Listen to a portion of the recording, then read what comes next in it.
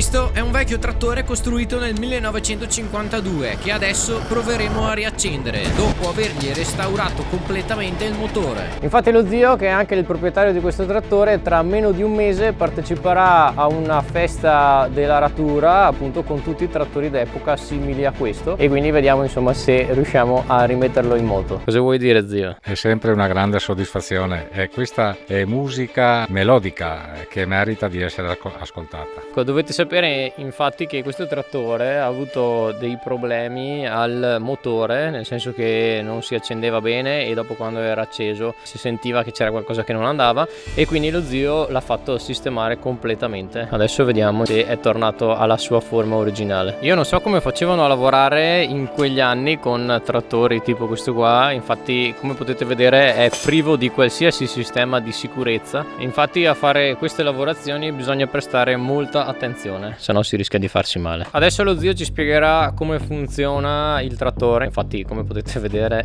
non è uno di quelli moderni, non saprei neanche da dove iniziare io. Per avviarlo dobbiamo scaldare la coppa della testa, che raggiungerà una temperatura di 800 gradi, dopodiché, raggiunta questa temperatura, lo spruzzo della nafta per inerzia avvierà il pistone e il trattore sarà in moto. Il messaggio del raggiungimento della temperatura dipende dallo sfiato di un fumo bianco da valvola di sfogo della testa. E qua come funziona invece la parte davanti del trattore? Cioè, come si guida? Abbiamo la frizione nella parte sinistra, i freni a pedale nella parte destra, il freno a mano sempre a destra e l'acceleratore a mano sempre nella parte destra del trattore. In pratica, per accenderlo adesso la prima cosa da fare è far scaldare la testa davanti del trattore con appunto una bombola di gas, la quale farà uscire il fuoco lì sopra.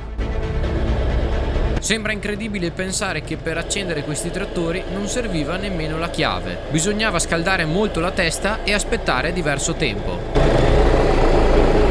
Quanto ci mette di solito ad accendersi? Un quarto d'ora, 10 minuti, un quarto d'ora. Pensate voi, una volta, poveretti contadini dovevano alzarsi, vabbè, d'estate non era un grande problema, però d'inverno dovevano alzarsi, accendere il fuoco davanti al trattore. Cioè, già c'era freddo in casa, probabilmente dovevano accenderlo anche in casa. In più, la mattina presto, magari alle 5, 4 e mezza, 5, dovevano alzarsi e accendere il fuoco davanti al trattore per farlo partire. Noi magari ci lamentiamo se c'è l'auto un po' fredda quando saliamo sopra. Adesso lo zio lo accenderà. In pratica si accende girando quella ruota lì.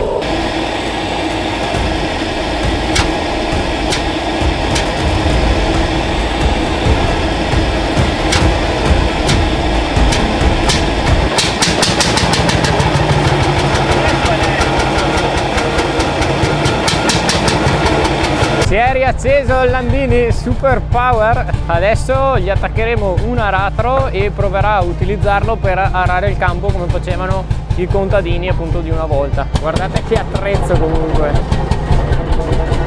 Credo che se in quegli anni qualche ladro avesse pensato di rubarne qualcuno, avrebbe fatto davvero molta fatica, sia per l'accensione sia per il rumore che fa dopo. Infatti sarebbe stato molto difficile passare inosservati. Adesso lo porta dalla parte di qui e collegheremo l'aratro.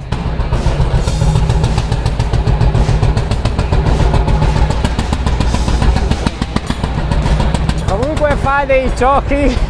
Spero che si senta qualcosa, perché ho il microfono addosso, ma vedo la lineetta rossa che va troppo in alto, insomma, quando scoppia il motore. Eccolo qua, questo è l'aratro che collegheremo al Landini. Bivomere, sì. Con calma e attenzione, mio padre e mio zio trasportano l'aratro fino al trattore, lo collegano e poi iniziano a regolarlo. Adesso stanno regolando un po' l'aratro in modo che sia posizionato correttamente a livello del terreno. Ovviamente adesso lo tengono un po' alto perché devono andare su strada. Comunque è pericolosissimo un trattore del genere, ci sono quelle ruote che continuano a girare. Non so come hanno fatto da provarlo, si vede che una volta i sistemi di sicurezza non volevano nulla. Infatti bisogna stare molto attenti a guidarlo. Fortuna che abbiamo lo zio che è un esperto di questi trattori e super appassionato. Pronto zio?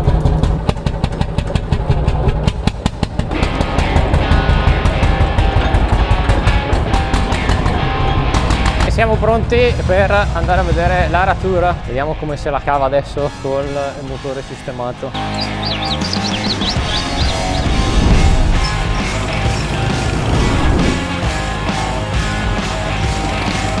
siamo arrivati nel campo, quello in cui abbiamo raccolto il frumento, che è vuoto e quindi possiamo ararlo. Adesso lo zio sta regolando l'aratro in modo che appunto lavori correttamente, né troppo basso perché sennò il trattore non va avanti, né troppo alto perché sennò non fa il solco. Ok, adesso ci dovremo essere più o meno, vediamo se è regolato correttamente e vediamo se il trattore ce la fa. Mamma mia! Mio zio ha iniziato a lavorare la terra come facevano i contadini che avevano uno di questi trattori circa 80 anni fa. Guardate che solchi che fa il Landini L45. Comunque fa di quegli scoppi il motore che non so, sembra che esploda quasi a volte. Ok, lo zio è arrivato in fondo, adesso sta tornando indietro. Sembra minuscolo rispetto a questo campo enorme. Veramente una volta facevano un sacco di fatica, sia per l'accensione la mattina e sia per appunto l'aratura durante il giorno e soprattutto d'inverno perché c'era molto freddo e non c'era la cabina. Credo che in quel periodo non esistessero trattori cabinati. Se qualcuno ha qualche informazione in più me lo faccia sapere nei commenti. Vedere mio zio contento che guida un trattore di quasi 80 anni fa mi fa quasi tornare indietro nel tempo e pensare a quanto era più difficile il lavoro una volta. Giornate e nottate di lavoro sopra quel trattore che al tempo sembrava essere un'innovazione tecnologica quasi impensabile fino a pochi anni prima.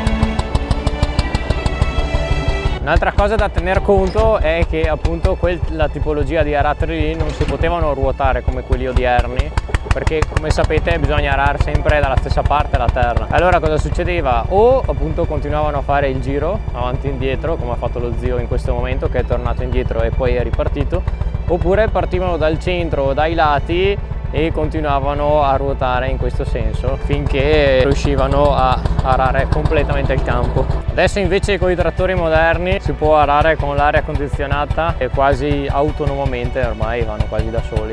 Ne sono cambiate di cose in una settantina d'anni, 76 anni in pratica. Questo è stato prodotto negli anni 50, come vi dicevo.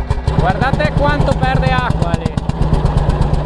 Dopo aver fatto i primi solchi, mio zio ha voluto testare un po' di più la potenza del Landini. Ha dato qualche accelerata in più, però purtroppo il caldo e il sole di queste giornate estive hanno seccato completamente la terra e quindi l'aratro non riesce a lavorare bene. Allora non so se si riesce a sentire dal microfono, ma il suono che emette il Landini rimbomba tipo là in fondo da qualche parte, non so. E si sente l'eco, da tanto potente che è. Lo zio continua a lavorare il terreno facendo i solchi e poi tornando indietro a inizio campo. Però si vede che fa fatica. Le vibrazioni del motore muovono tutto il trattore continuamente. Questo, oltre a creare difficoltà nella guida, crea anche una scomodità incredibile per chi è al volante. Dopo le giornate lì sopra mi sa che gli veniva un mal di schiena, contadini di una volta. Però quelli che l'hanno inventato potevano fargli il sedile un po' più morbido, no? Arrivavano a fine giornata, mi sa che avevano un mal di schiena. Non guardavano il comfort, guardavano solo... Per questo motivo lo zio negli ultimi solchi si è alzato leggermente dal sedile. Ma lo zio ha gli occhiali adesso. Zio! È una soddisfazione guidare queste macchine storiche che danno proprio la soddisfazione di sentire un canto meraviglioso e ricordano i tempi passati che facevano delle grandi giornate giorno e notte a lavorare con questi trattori, perché sono piuttosto lenti, però sono come non si fermano mai, insomma, in poche parole. Ti fanno venire mal di schiena dopo. Poi dopo bisogna stare attenti, la seduta non è di quelle confortevoli, di quelle di adesso, insomma, bisogna convivere, ecco, è una grande soddisfazione. Piccola pausa per lo zio, ha fatto un giro il cugino del padre, è andato su. E un'ultima cosa non meno importante è che non c'era il sollevamento in questi trattori, ma io non so, c'erano un sacco di limitazioni, talmente tante che davvero faccio fatica a immaginare come potessero lavorare in quelle condizioni. Noi in questo periodo storico non saremo nemmeno più in grado di lavorare così, insomma, che per un certo punto di vista va anche bene, nel senso che c'è molta più sicurezza nelle attrezzature eccetera. Dall'altro punto di vista invece ci siamo impigriti un pochettino forse. Test del Landini completato, lo hanno sistemato abbastanza bene, adesso è pronto per la festa che faranno qui nel nostro paese quando sarà ora di andare ad arare con tutti gli altri trattori d'epoca. Se volete vederla sul canale fatemelo sapere nei commenti e noi ci vediamo nel prossimo episodio. Ciao a tutti!